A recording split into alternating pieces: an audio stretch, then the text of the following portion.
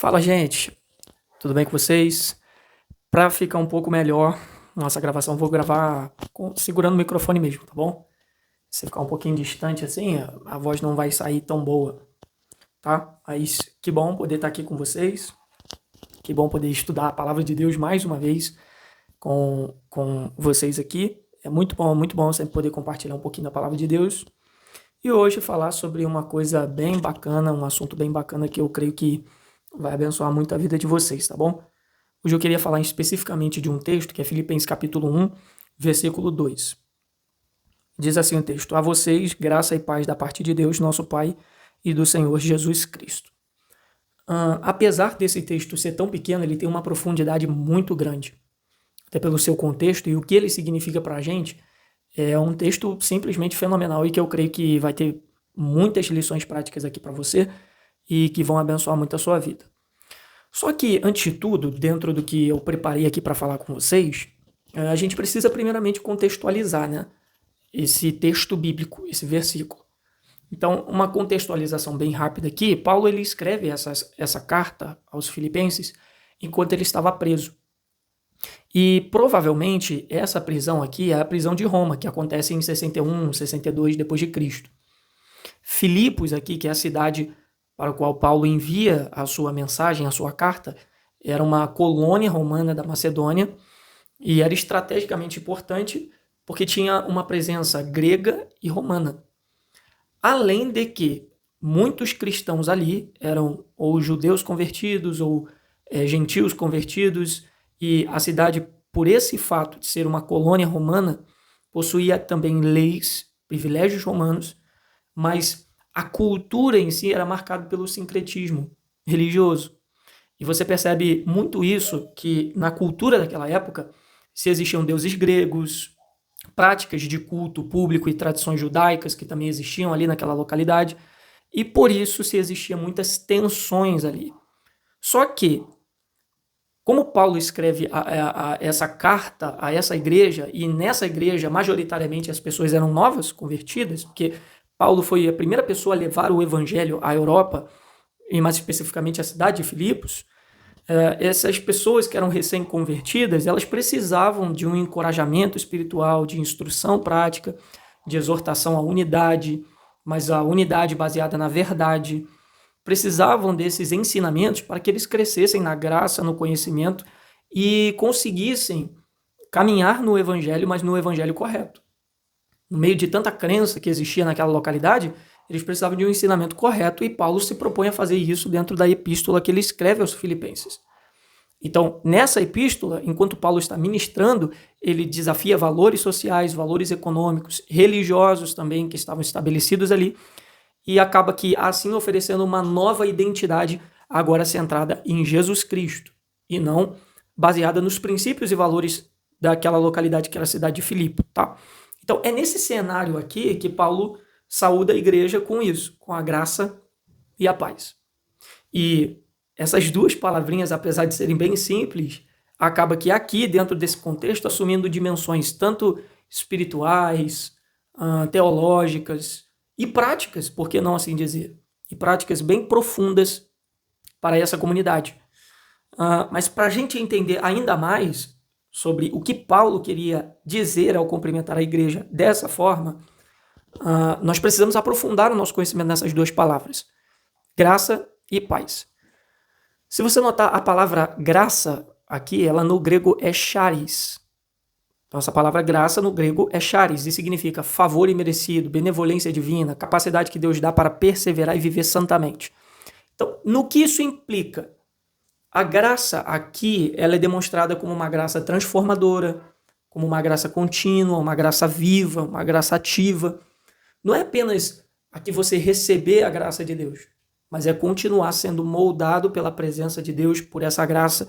Essa graça, ela vai te transformando, ela vai te tornando uma nova pessoa, e isso é comprovado pelo que muitos grandes teólogos evangélicos e também protestantes disseram acerca da graça. Ou seja, a partir de todos os estudos, análises e aprofundamentos acerca da graça, eles chegaram a algumas conclusões. E John Stott, que é um teólogo muito conhecido no meio reformado, ele disse: a graça de Deus é a energia invisível que nos sustenta. mesmo nas circunstâncias mais adversas. Ok? Então, graça, o conceito de graça é esse, a grosso modo. Agora, paz, no grego, é eirene. E o que significa isso? É harmonia com Deus, plenitude de bem-estar, estabilidade espiritual. E o que isso significa agora, praticamente? É a capacidade de você estar inteiro, com bem-estar, ser restaurado, ter uma prosperidade espiritual que vai além das circunstâncias. Então, a paz aqui, que é a mesma palavra para o hebraico shalom, aqui no grego é traduzido como paz, eirene. Então, no Antigo Testamento, paz era no hebraico shalom. Agora, no grego, é eirene. É a mesma tradução. É a mesma tradução. Integridade, como eu bem falei, bem-estar total, restauração, prosperidade espiritual.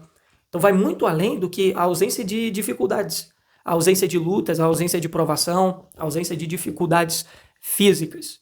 Vai muito além do que aquilo que nós imaginamos que seja paz.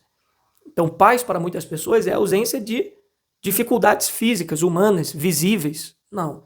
O conceito bíblico paz é você, mesmo em meio às adversidades, conseguir se manter íntegro, conseguir se manter inteiro, completo e olhar para a prosperidade muito além do que uma prosperidade natural ou física, financeira.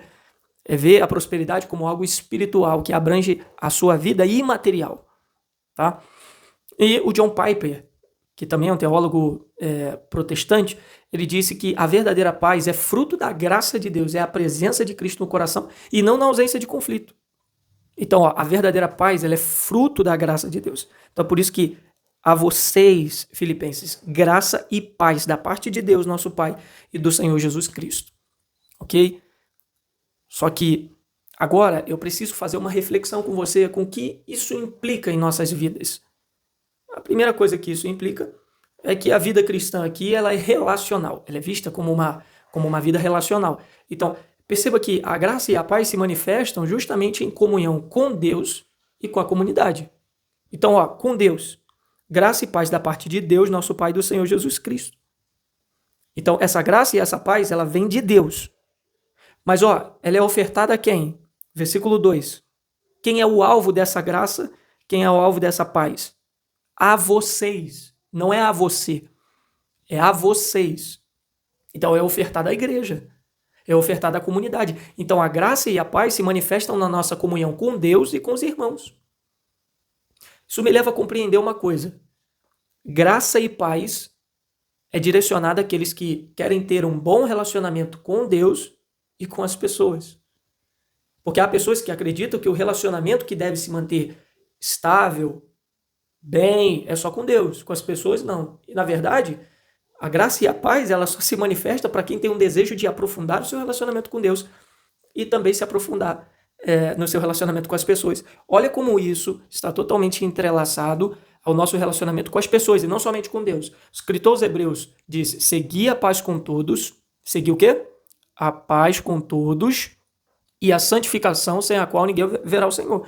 E nós vimos que a graça é o poder transformador que nos conduz a uma vida de santidade. E a paz é você estar íntegro, você estar inteiro, é você reconhecer que a sua prosperidade é além da física, mas é espiritual. Então, isso se manifesta no nosso relacionamento com Deus e no nosso relacionamento com as pessoas. Então, olha que importante é você reconhecer isso. A vida cristã é relacional. Nós precisamos ter relacionamento com Deus, e isso é mais que óbvio, mas nós precisamos também nutrir o nosso relacionamento com as pessoas, com a graça e com a paz de Deus. Ok? Relacionamento com as pessoas. Vou focar mais nisso porque o relacionamento com Deus é óbvio que a gente tem que nutrir, já é algo bem clichê falar sobre isso, mas o nosso relacionamento com as pessoas deve ser regado de graça. Graça é favor imerecido, é benevolência. Então nós não podemos tratar as pessoas somente segundo o que elas merecem, porque às vezes o que as pessoas realmente merecem não é nada daquilo que a gente é convidado a dar a elas. Então, o que Jesus disse sobre relacionamento com as pessoas? Se alguém te perseguir, ore por essa pessoa. Quem te persegue merece uma oração sua? Claro que não. Ela merece pagar pelos seus erros. Agora, o que você vai ofertar é o que ela não merece. Graça. Então, nossos relacionamentos devem ser carregados de graça e de paz. Porque o escritor aos Hebreus diz: segui a paz com todos e a santificação, sem a qual ninguém verá o Senhor. Nós precisamos de paz e de graça em nossos relacionamentos. Porque a vida cristã, ela, mais uma vez, repito, é relacional. Agora, uma outra reflexão que a gente pode trazer, ainda nesse versículo, somente nesse versículo, é a transformação contínua. A graça, ela não é estática.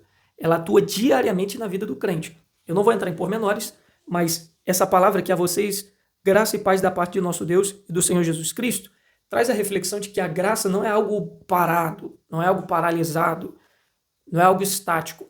A graça, ela vai atuando diariamente na nossa vida, nos transformando a cada momento. A graça é o agente transformador nas nossas vidas. Então, ela nos traz uma transformação contínua. E qual é o nosso desejo? E deve ser a nossa reflexão. É que a graça nos transforme a cada dia. É que a cada dia a gente peça a Deus para que a graça continue nos transformando, que a graça continue alimentando os nossos corações, alimentando a esperança de que podemos ser pessoas melhores a cada dia que passa, não perfeitas, porque perfeitos só seremos lá na glória. Mas, enquanto seres humanos falhos, pecadores e que carecem da graça de Deus, precisamos orar que a graça de Deus diariamente não seja algo estático ou um conceito bonito para se falar, mas que seja algo que possamos vivenciar e sermos transformados diariamente. Ok? Então, isso daí, essas reflexões, ela nos leva a algumas considerações bem práticas. Bem práticas. E eu queria aqui destacar duas para a gente encerrar. A primeira é a dependência diária de Deus. A graça sustenta, capacita e fortalece. Então precisamos depender de Deus todos os dias.